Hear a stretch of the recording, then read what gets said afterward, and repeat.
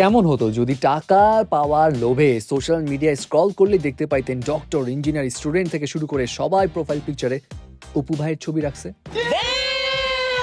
বিষয় হলো চায়নাতে এখন এরকমই কিছু একটা ঘটেছে, যেখানে চাইনিজ সোশ্যাল মিডিয়া ঘুরলেই দেখা যায় লিটারেলি সবাই নিজেদের প্রোফাইল পিকচার চেঞ্জ করে কিম কার্দাশিয়ানের মা ক্রিস জেনারের ছবি লাগাচ্ছে। রিজন?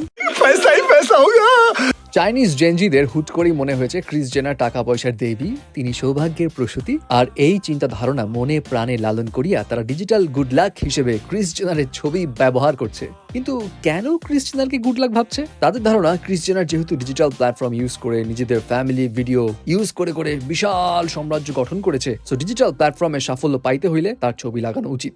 বাট অনেক বিশেষজ্ঞদের মতে এটা কিছুই না, হুদাই টিপিক্যাল জেনজি বিহেভিয়ার। তারা হঠাৎ করে র্যান্ডম জিনিস পিক করে, একটা আজাইরা মিনিং জুড়ে দেয়, কয়েকদিন এটা নিয়ে মেতে থাকে, ব্যাস এটাই। সো ক্রিস জেনারের বেলাতেও সেটাই হচ্ছে। যাই হোক বস, জেনজি দুনিয়ার যে কোনো জায়গায় হোক না কেন, জেনজি মানেই বিনোদন। হেই, এন্টারটেইনমেন্ট ওয়ার্ল্ডের চটপটে গসিপস এবং অথেন্টিক মুভি আপডেটস পেতে সাবস্ক্রাইব করুন ভাইব নিউজ।